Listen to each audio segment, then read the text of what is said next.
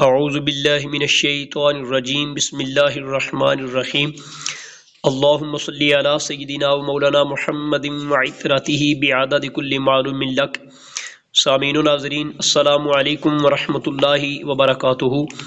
آج ایک نئے لیکچر کے ساتھ حاضر خدمت ہوں ابو ذر غفاری علوی۔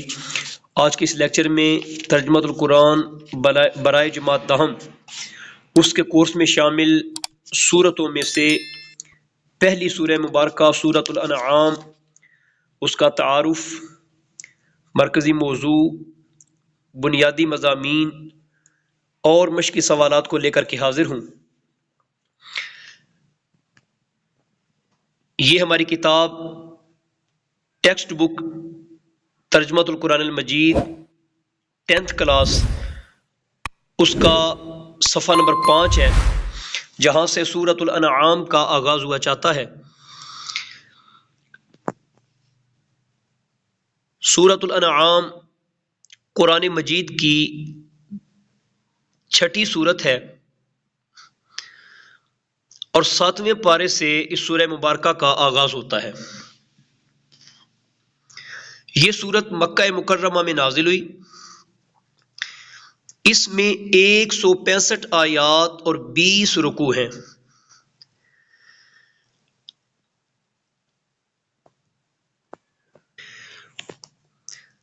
جہاں تک تعلق ہے اس سورہ مبارکہ کی مصحفی ترتیب کا، تو ہم پہلے پڑھ چکے کہ یہ سورہ مبارکہ 6 نمبر پر ہے، اور ترتیب نزولی کے اعتبار سے دیکھا جائے تو اس سورہ مبارکہ کا نمبر 55 ہے۔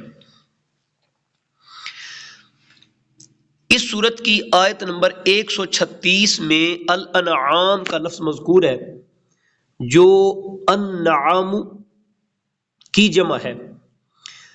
اس کے معنی مویشی کے ہیں۔ اس مناسبت سے اس سورت کا نام سورۃ الانعام رکھا ہے۔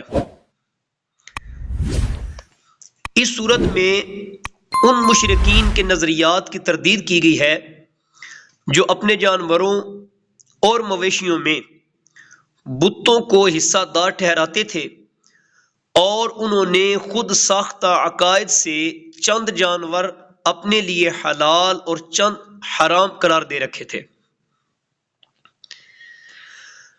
سورۃ الانعام قرآن مجید کی ابتدائی 7 سورتوں میں سے ہے، جن کے بارے میں نبی کریم خاتم النبیین صلی اللہ علیہ وآلہ وسلم نے ارشاد فرمایا کہ جس نے یہ ابتدائی 7 صورتیں پا لیں یعنی سیکھ لیں، وہ ایک بڑا عالم ہے۔ اس سے آگے جی سورۃ الانعام کا مرکزی موضوع۔ سورۃ الانعام کا مرکزی موضوع توحید، رسالت، آخرت اور معاشرتی زندگی کے احکام کا بیان ہے۔ جہاں تک تعلق ہے سورہ مبارکہ کے مضامین کا، تو بنیادی مضامین میں سورۃ الانعام میں اسلام کے بنیادی عقائد کو تفصیل سے بیان کیا گیا۔ توحید کے ایسے دلائل ذکر کیے گئے کہ جن کا انکار ممکن نہیں۔ اللہ تعالیٰ کی صفات اور قدرت کے دلائل کو ثابت کیا گیا۔ وحی اور رسالت کا اثبات کیا گیا۔ اس بات سے مراد ہے یعنی ثابت کرنا، یعنی وحی اور رسالت کے ثبوت پر دلائل پیش کی فرمائے گئے، اور موت کے بعد زندگی یعنی قیامت کے دن کی تفصیلات اور جزا و سزا کے دلائل ذکر کیے گئے۔ اسلام کے بنیادی عقائد پر کفار و مشرکین کے اعتراضات ذکر کر کے ان کے جوابات احسن انداز سے دیے گئے ہیں۔ سورۃ الانعام میں مشرکین مکہ کو تخلیق انسانی اور تخلیق کائنات میں غور و فکر کی دعوت دی گئی۔ سورت کی ابتدا اللہ تعالیٰ کی تعریف سے ہوتی ہے، جس نے زمین و آسمان، روشنی اور اندھیروں کو پیدا فرمایا اور انسان کو مٹی سے تخلیق فرمایا۔ وہ انسانوں کی تمام حرکات و سکنات اور زمین و آسمان کی ہر چیز سے مکمل باخبر ہے۔ اللہ تعالیٰ کی قدرت کاملہ کے بیان کے بعد مشرکین کا طرز عمل بیان ہوا کہ ان کے پاس جب بھی حق آیا انہوں نے اس سے اعراض کیا۔ اعراض سے مراد ہے منہ موڑنا، روگردانی کرنا۔ مشرکین نے ہمیشہ توحید کی دعوت دینے والی ہستیوں کا مذاق اڑایا، انبیاء کرام علیہم السلام کو ساحر یعنی جادوگر کہا اور فرشتوں کے نزول کا مطالبہ کیا۔ اس صورت میں مشرکین کا طرز عمل ذکر کیا گیا ہے کہ جب وہ دلائل کے سامنے عاجز آ جاتے ہیں تو ایمان لانے کے بجائے بے بنیاد اعتراضات شروع کر دیتے ہیں۔ توحید کے دلائل ذکر کرتے ہوئے یہ بیان کیا گیا کہ زمین و آسمان کا خالق صرف اللہ تعالیٰ ہے۔ وہ لوگوں کو کھلاتا اور پلاتا ہے، دکھ اور تکلیف کو دور کرنے والا اور ہر قسم کی بھلائی کا مالک ہے۔ اگر وہ کسی کی سماعت اور بصارت کو اچانک ختم کر دے تو اس کے سوا کوئی یہ صلاحیتیں واپس نہیں لوٹا سکتا۔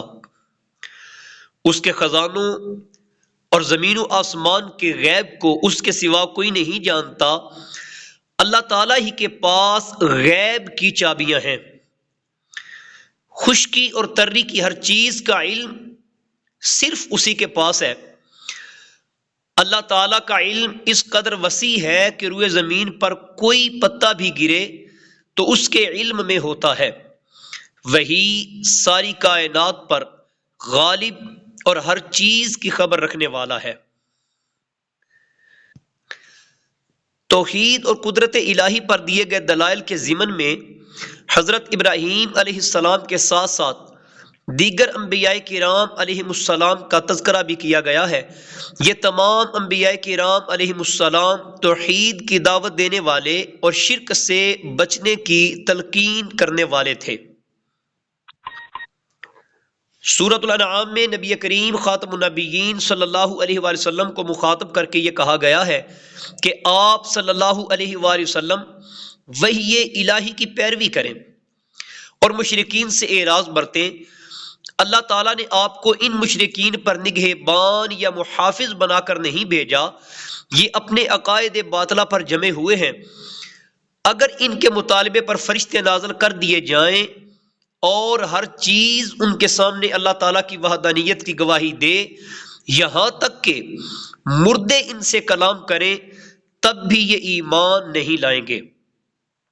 جب یہ اللہ تعالیٰ کے پاس جمع ہوں گے تو انہیں اپنی ہٹ دھرمی کا انجام پتہ چل جائے گا۔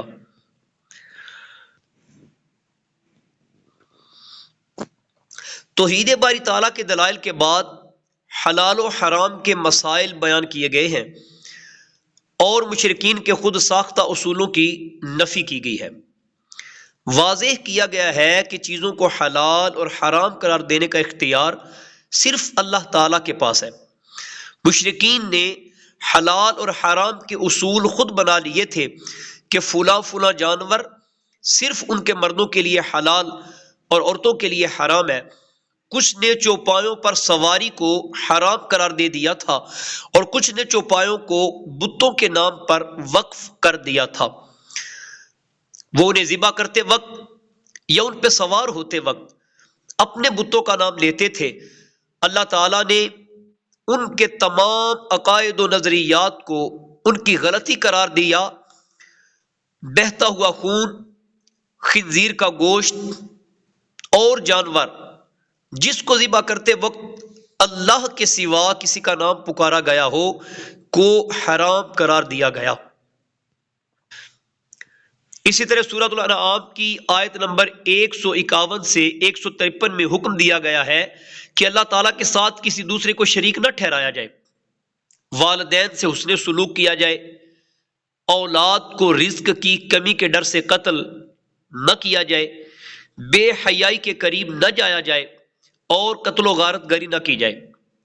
یتیموں سے حسن سلوک کرنے کا حکم دیا گیا اور ان کا مال کھانے سے منع کیا گیا۔ ناپ تول کو پورا کرنے اور ہر معاملے میں عدل و انصاف کرنے کا حکم ارشاد فرمایا گیا۔ ان احکام پر عمل کرنے کو صراط مستقیم قرار دیا گیا۔ سورۃ الانعام میں حضرت ابراہیم علیہ السلام کا تذکرہ ایمان، ان صلاتی و نسکی و محیای و مماتی للہ رب العالمین، بے شک میری نماز اور میری قربانی، میرا جینا اور میرا مرنا اللہ کے لیے ہے جو تمام جہانوں کا رب ہے۔ تو یہ تھا جی سورۃ الانعام کا تعارف۔ انشاءاللہ اس سے اگلے لیکچر میں اس کے مشق سوالات کے ساتھ حاضر ہوں گے۔ امید ہے کہ یہ لیکچر آپ کے لیے مفید ہوگا۔ اگر ابھی تک آپ نے چینل کو سبسکرائب نہیں کیا، چینل کو سبسکرائب کریں، بیل آئیکن کو پریس کریں۔ والسلام علیکم ورحمۃ اللہ وبرکاتہ۔